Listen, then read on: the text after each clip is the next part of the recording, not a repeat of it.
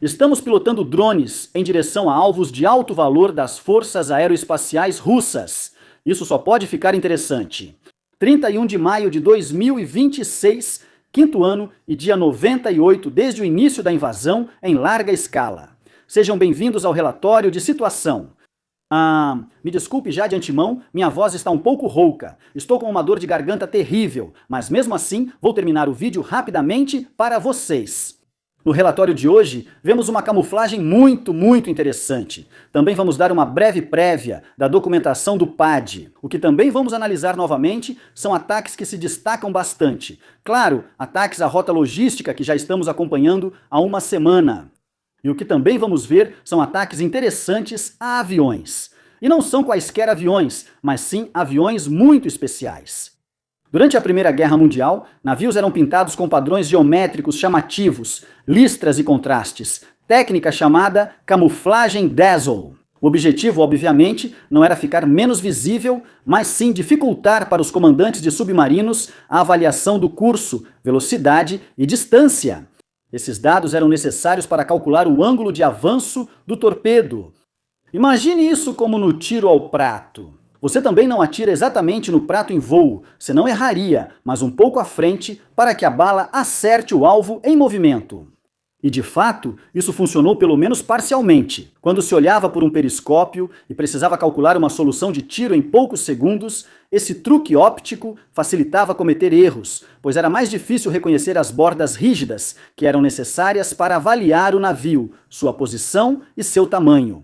Quase 110 anos depois, parece que alguém na Ucrânia, ocupada, teve a mesma ideia de aplicar esse conceito em um caminhão militar russo. No entanto, não tenho certeza se uma camuflagem desenvolvida para observadores humanos através de um periscópio, em meio a fortes ondas, teria o mesmo efeito contra câmeras térmicas modernas, dispositivos de visão noturna, drones de reconhecimento e sistemas de identificação de alvos baseados em IA. Claro que não, porque os pilotos de drones ucranianos geralmente não identificam seus alvos pela pintura, mas sim pela assinatura térmica, pelo formato do veículo ou simplesmente pelo fato de que há um caminhão se movendo em uma rota de abastecimento. Além disso, hoje em dia não é mais necessário fazer correções antecipadas, já que é possível redirecionar um drone a qualquer momento, permitindo que o piloto faça a aproximação com base na intuição e não em cálculos. No final, a pintura chamativa acaba tendo até o efeito contrário.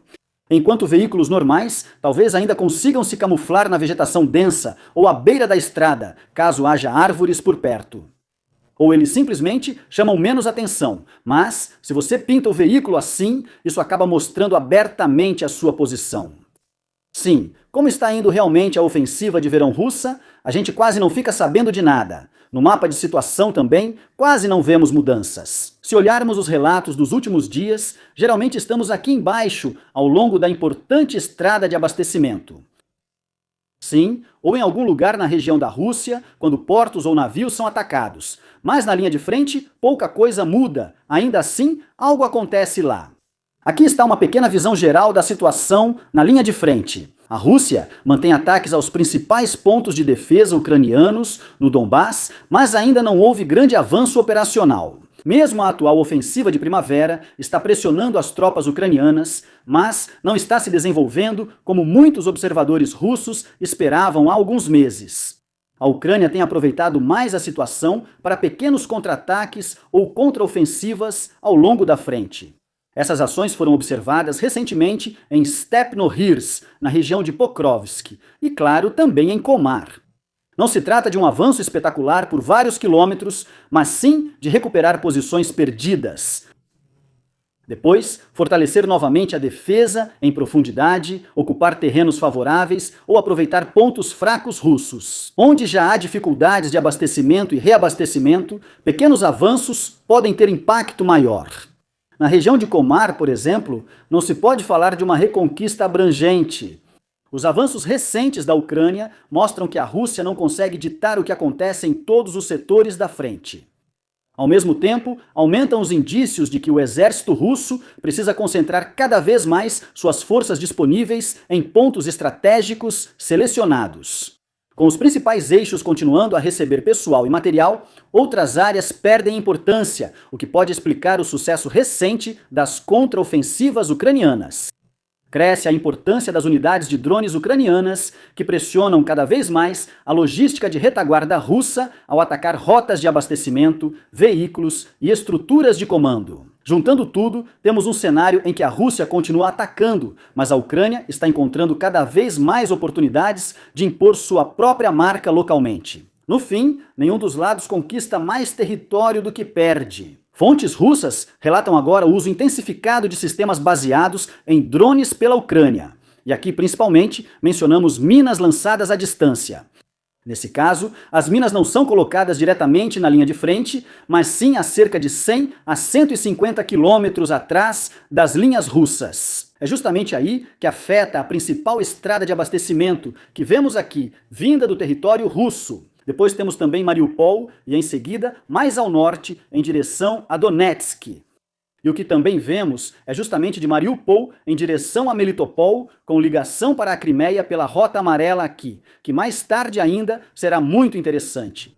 Já vimos as minas no relatório do ano passado, mas hoje é a primeira vez que vemos o sistema de lançamento. Porque está sendo usado um sistema muito especial que, dependendo da variante, pode transportar de 10 a 48 minas. Após serem lançadas, elas se ativam automaticamente, reagem a vibrações e permanecem ativas por cerca de 90 dias até se autodestruírem automaticamente. Com isso, a Ucrânia amplia novamente sua caixa de ferramentas. Até agora, o foco estava principalmente em ataques a caminhões-tanque, caminhões militares, depósitos e conexões ferroviárias. Agora, rotas de abastecimento podem ser fortemente minadas, sem necessidade de proximidade de forças especiais ou artilharia. Isso gera um problema para a logística russa. Uma estrada pode ficar inutilizada sem monitoramento constante. Já basta os motoristas terem que lidar com a possibilidade constante de encontrar uma mina nova. Aí serão necessários veículos de desminagem, os transportes vão se atrasar e trechos inteiros poderão ser temporariamente bloqueados. O mais notável é quantas tarefas a Ucrânia já realiza atualmente com drones. Reconhecimento, ataques, minagem, logística, defesa antiaérea e até caça a drones já são funções de sistemas não tripulados. Os ataques da semana passada voltam a se fazer sentir. Os ucranianos relatam nos últimos dias entre 300 e 500 veículos russos destruídos. A maioria é destruída aqui, na principal estrada de abastecimento. Hoje, o número foi ainda maior. Estamos vendo aqui uma onda incrível de ataques à logística russa, que mais cedo ou mais tarde também terá impacto na linha de frente. Mas antes que o exército sofra, quem sofre primeiro são sempre os civis. Porque na Crimeia já estão se formando novamente filas de quilômetros nos postos de gasolina. Numerosos motoristas tentam abastecer seus veículos, enquanto alguns postos só conseguem fornecer quantidades limitadas ou, por vezes, não conseguem vender combustível algum. As imagens remetem a antigos problemas de abastecimento na península. Tanto naquela época quanto agora, a incerteza é o principal fator de pressão no sistema. Assim que surgem notícias sobre escassez, muitas pessoas tentam encher seus tanques ao mesmo tempo, o que agrava ainda mais a situação. Foi como a crise do papel higiênico na pandemia de coronavírus, para dar uma ideia e não parecer abstrato. Então, qual a gravidade da situação na Crimeia? Bem, quem resumiu isso muito bem para nós foi o Fighter Bomber, um blogueiro russo pró-guerra, que todos nós já conhecemos. Ele chega à conclusão de que o abastecimento de combustível na Crimeia está falhando em vários pontos ao mesmo tempo, e isso além dos ataques ucranianos à rota de abastecimento terrestre. O transporte de combustível por trem na ponte da Crimeia está bem limitado após ataques anteriores, e muitos donos de vagões-tanque não os disponibilizam mais. Geralmente, esses vagões são alugados, pois não têm seguro contra danos de guerra. Das 3 balsas ferroviárias usadas para o transporte, todas estão fora de operação no momento. Uma nova balsa só deve voltar a funcionar em setembro, no mínimo. Além disso, também falta pessoal. O porto ferroviário está lotado e bloqueado. Nas balsas de automóveis, a espera chega a 5 dias. Vários motoristas de caminhão-tanque evitam áreas ocupadas. Desde o início de dezembro, há casos de motoristas que desistiram de ir para a Crimeia e retornaram. O risco de ataques de drones é considerado alto demais. Isso é exatamente o que tem sido repetido constantemente nos relatórios de situação nos últimos dias. Se o seguro não cobre mais, as transportadoras também não vão mais. Portanto, não é necessário estar presente o tempo todo com drones. Basta mostrar que um ataque pode acontecer a qualquer momento e que isso sairia muito caro. Pagamentos bem maiores não devem alterar muito essa situação. Empresas privadas na Crimeia relutam em manter grandes reservas de combustível devido aos frequentes ataques a armazéns, elevando o risco econômico.